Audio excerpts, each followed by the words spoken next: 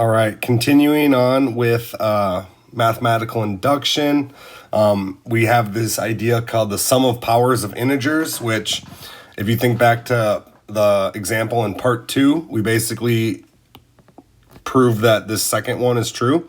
So all of these sort of equations can be proven by mathematical induction. So we've did one of the examples. We did number 2 in lesson 4, part 2. So we're going to continue on with this idea, and we're going to prove an inequality this time by mathematical induction. So proving an inequality by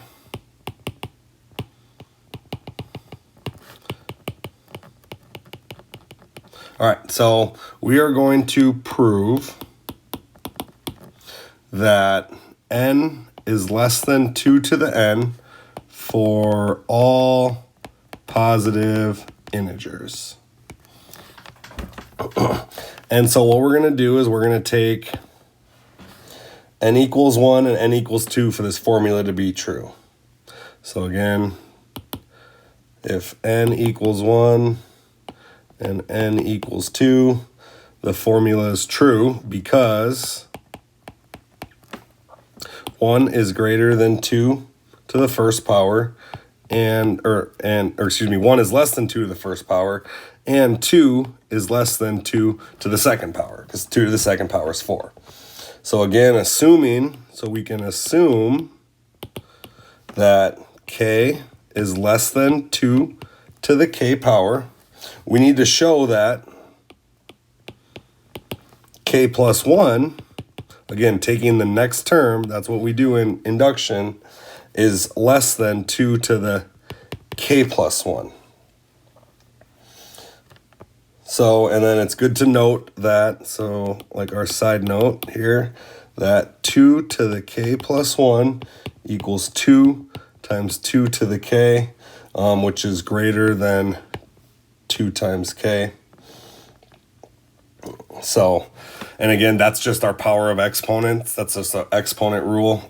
We can move those around. So, because 2k equals k plus k, which is greater, so again, multiplication is just repeated addition. So 2 times k is the same thing as saying k plus k. So because 2k equals k plus k, which is going to be greater than k plus 1 for all numbers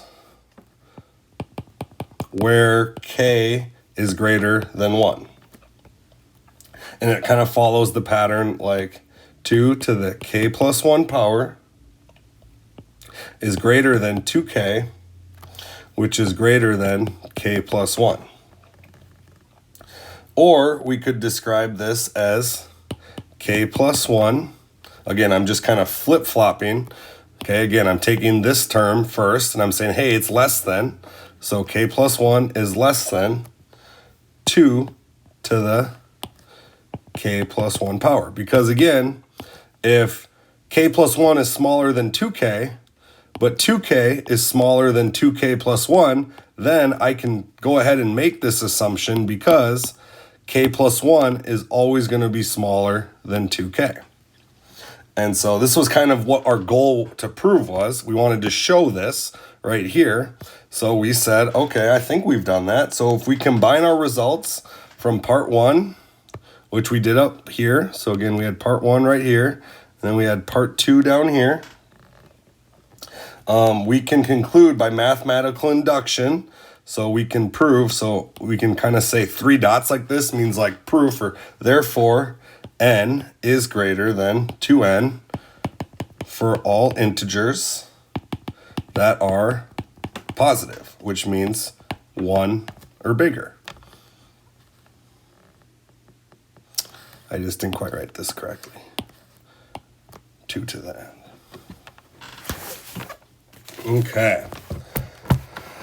We also have something like a different idea called finite differences.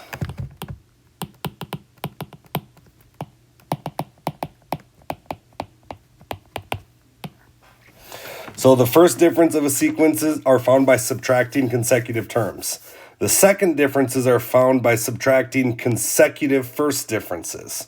So if we look at kind of like a sequence and we say, all right, we've got n. We've got 1, 2, 3, 4, 5.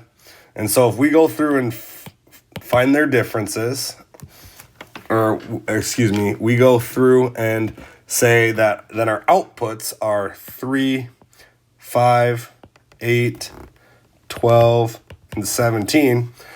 We're going to go ahead and we're going to look at first and second differences.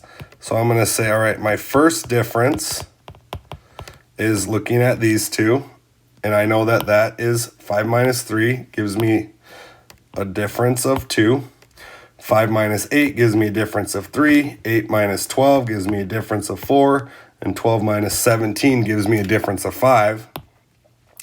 And then I go ahead and say, all right, now I'm looking for my second difference. And my second difference gives me 1, 1, 1. And this is what we're looking for. We always like for these things to be the same. That's kind of our idea. So for this sequence, the second differences are all the same. When this happens and the second differences are not 0, the sequence has a perfect quadratic. So this means that it is a perfect quadratic. And so if the first differences are all the same non-zero number, the sequence has a linear model. So again, if it's your first difference, it's linear. Let's get a different color. If your first difference is all the same, it's linear. If your second difference is all the same, then it's going to be quadratic. So we're going to kind of use this same example to figure out what this quadratic would be. So if we take the quadratic model, 3, 5, 8, 12, 17, 23, again going on and on and on, we know that a quadratic's base function looks something like this. A to the n squared plus bn plus c, where again, we're looking to figure out what a, b, and c are. We can figure out what n is just by substitution. So for substitution again, if I plug in a 1, I'm going to say, all right, a times 1 squared plus b times 1 plus c, that's going to equal 3, because it's my first term. And then if I take my second term, let's say sub 2, a 2 squared plus b times 2 plus c, that's going to equal 5. Let's do the third term. A to the third is going to be a 3 squared plus b times 3 plus c, and that's going to equal 8. So I think I have enough to deal with this now. So I'm going to look at these systems of equations, and I'm going to look at it kind of like all together. I'm going to say I have this equation, 1 squared is 1, so a, plus b times 1 is just b, plus c equals 3. And then 2 squared is 4, so I'm going to have 4a plus 2b plus c equals 5. And 3 squared is 9, so 9a plus 3b plus c equals 8. And now we can go, you can use substitution, you can use elimination, you can use graphing. All three of those methods are going to system of equation. When we have three systems, again, there's no exponents in these three, so they're linear systems.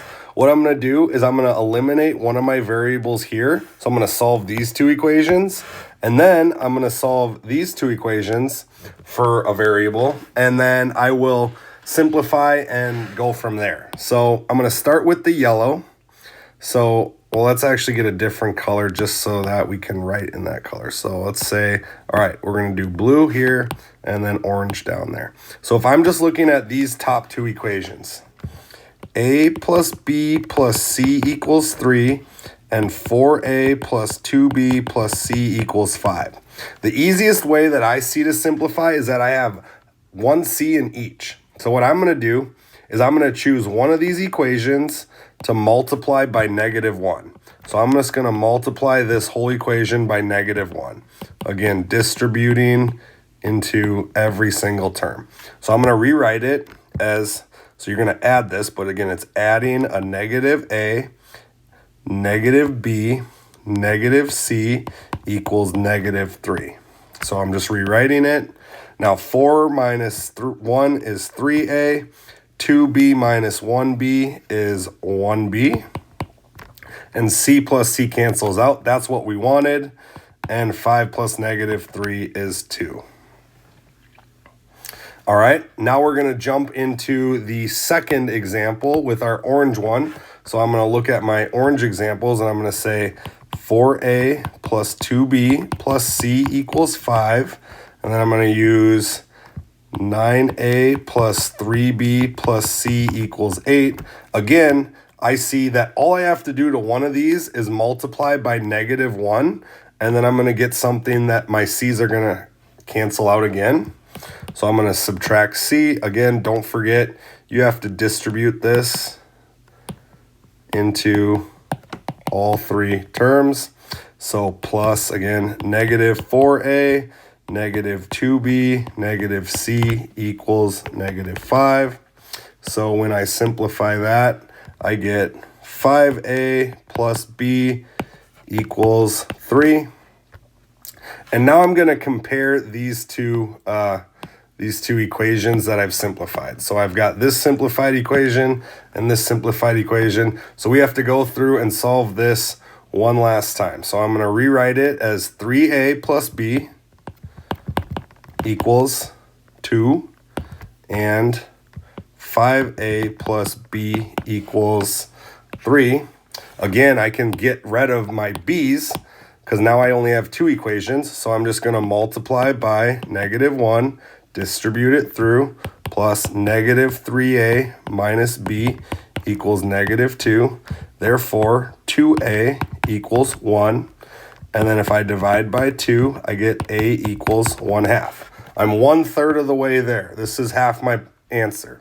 Well, now I can choose either this equation or this equation to plug it in. I would say whatever one you think is easier. They both look pretty easy to go ahead and solve that. So we're just going to pick one. I'm going to pick this one. Again, no reason. 5 times plugging in my new a value of 1/2 plus b equals 3. 5 over 2 plus b equals 3. Again, I could rewrite 3 as 6 over 2. It's the same thing. So I'm going to take away 5 over 2 on both sides, which means b also equals 1/2. Awesome. I'm 2/3 of the way there.